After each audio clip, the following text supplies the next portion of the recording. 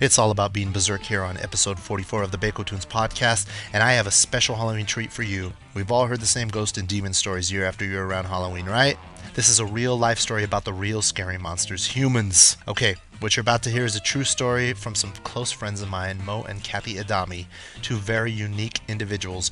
Mo is a mild-mannered local musician known for his work with Bakersfield's Burning Image. His wife Kathy is a lovely and mellow individual with some psychic gifts. During their spare time, they also cleanse houses from ghosts and evil spirits and document their findings. Yes, we're talking about real-life Ghostbusters here. I've seen the pictures, folks, and I've also heard the stories, plenty of them, and it's pretty freaky. Look, before we get to the audio story told by Mo and Kathy Adami themselves, let me tell you how a friend of mine, musician Cesario Garasa, and I got involved in this latest ghost-busting adventure. Cesario, Mo, and I all used to work at a local Blockbuster music store together back in the day. We're all music freaks and love horror films, so we always talked about the latest, strangest, grossest, and most bizarre movies out there. We'd heard about this movie called The Begotten from 1991. It was directed by Elias Merhige, who also directed Shadow the Vampire and Suspect Zero. It was Merhige's first film, and we all agreed, but we had to see it. I can't do the film justice by describing it myself because you really have to experience it for yourself on film. Here's an online description I found on RottenTomatoes.com.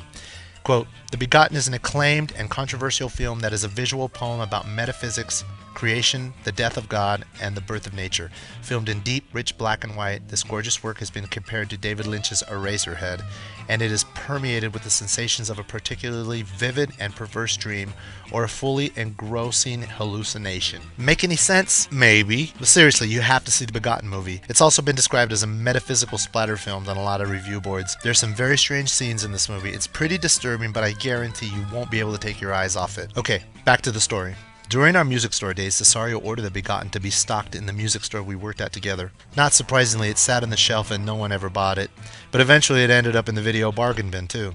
Cesario bought the movie and it was soon at the house we both shared as roommates.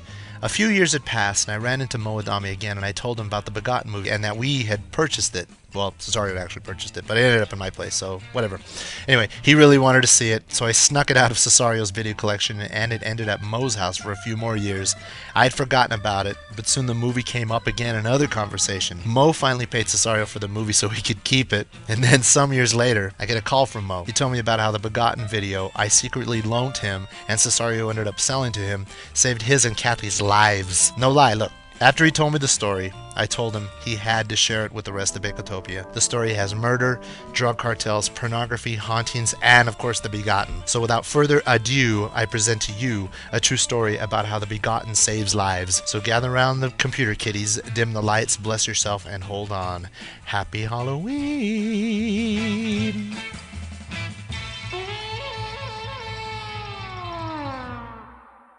Okay. How did we get it? How did the video? We're talking about the movie The Begotten by Elias Merhige, which was released like in the early 90s? Yeah. And you gave it to us. Yeah. I got it from Cesario. Yeah. That's right, because you told us about it. Yeah. And then we got it and watched it. And Cesario was the one that said, you need to watch this movie. It is totally, it's right up your alley. I think you'll like it. So eventually I did.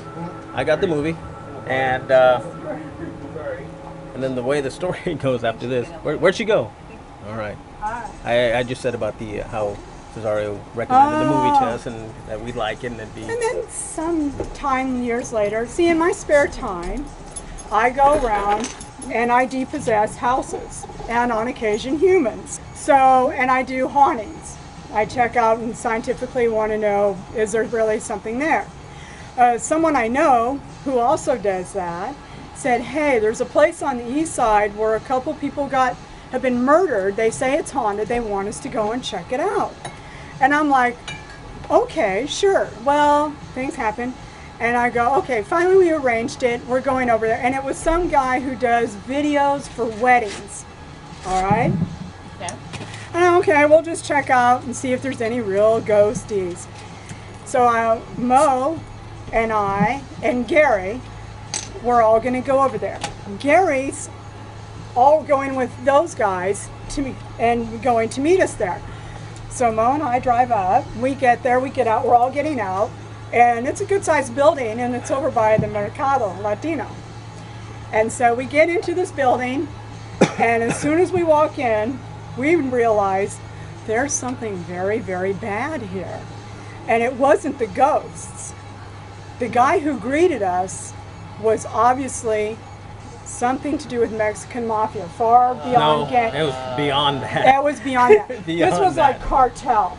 And of course, he knew it. Now, just before which I forgot, just before we went inside, Gary goes, he picked me up with these 4 guys from South America. I was kind of scared, so I told them that Mo was with.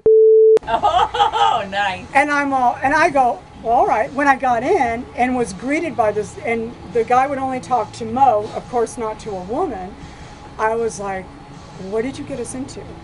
And I'm looking around, there's not a single video or DVD cassette, nothing to be found. So there's just this space. Yeah. Yeah. And Mo and I had decided to take Begotten with us at the last second. For some reason, because we wanted to play something. He said they had a huge screen. They wanted to play something on it while we were there for effect. To try out some equipment, some new equipment that they had, right. Yeah. So then there's the guys from South America. There's this guy. And when you think that it's bad enough, I'm really mad. So I'm trying to stay cool. We're all dressed in black. I've got this long black coat. I'm totally look like the demon from hell. And I'm walking through checking things out. Then Mo gets to have a tour. Oh yeah. Well, first. And Begotten started. Begotten's Well, playing. before they gave me a little tour of the place. This guy walks in with his girlfriend. Oh. And this guy reminded me of the guy with the chainsaw in Scarface. And I'm thinking, oh man, this is and not he good. was Not mad. good. He looked over and he's was talking to mad.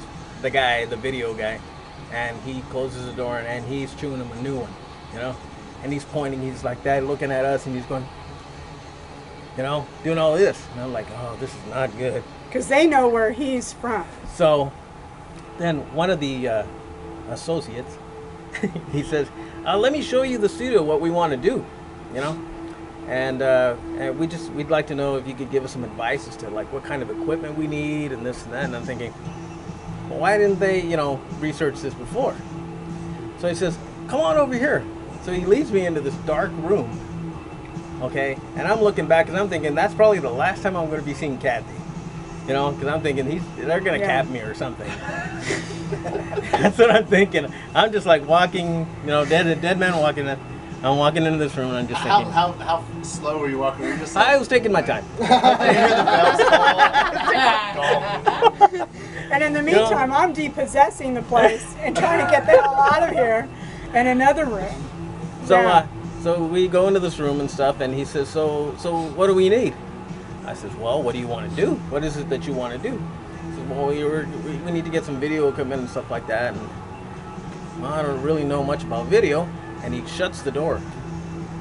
And by then, I'm going. I'm like, well, you're gonna need some of this and a mixing board probably, and so on and so on. And I don't know how I did it, but I kind of, to the door. When he wasn't looking, just kind of edged my way to the door, and I just said, okay, well then, I'm going to go see what my wife's doing over there, and got out of that room. I walked over to her and I said, we need to get the hell out of here pronto. But we had to play it cool. Yeah. And in the meantime, the guys from South America are staring at this film, and so are these other guys, and they're terrified. Now what yeah, because they're Catholic. And looking at us like brujos, witches. So they're like, you're with the devil. And then they thought Begotten was a real snuff film that we brought.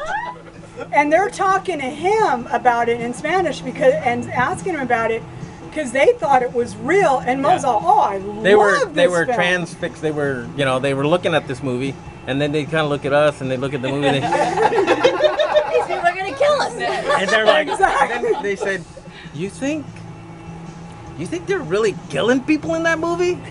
And I'm like, I don't know. Maybe. I don't know. And he goes, you like this? And we both went, Oh yeah. After that, they just kind of went. No, that's when you went, I love Oh, yeah. this. I said, I love this this is my movie." favorite film. I love this. And they were just. They kind of walked away. They just horrified. went, okay, well, we're gonna go to another room or And something. then I went in the other room. I said, we're finishing up. And the guy, realizing that the Gary who got us into this, that one of the head guy, realized because he was talking to Gary, realized Gary's useless. It was me that he needed. And so he totally ignored Gary. And then I was worried for him because I thought, because this is railroad tracks, people get killed all over there all the time. And the thing is they do porn films, and we found out, and they were trying to get him to do one, and was talking to him about it. So he started getting a little nervous, and so the head guy comes over to me and totally talks to me about the haunting, what's here, did you depossess the place, all this kind of stuff. And then he goes, and he looks to Mo, of course, because I can't speak for myself, and he goes, may I give your wife a drink? And Mo goes, no, and he had glasses of wine already poured, and I was like, no, that'll be fine, we're going to be leaving right now.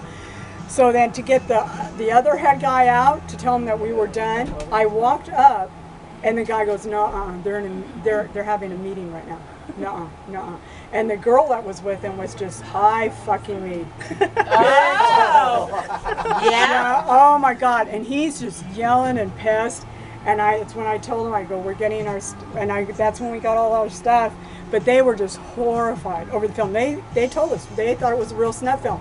And then later they called Gary. They called Gary, and they didn't want nothing to do with this anymore because they thought that we really did this. This was our idea of taking care of people, unlike their idea of just shooting them. They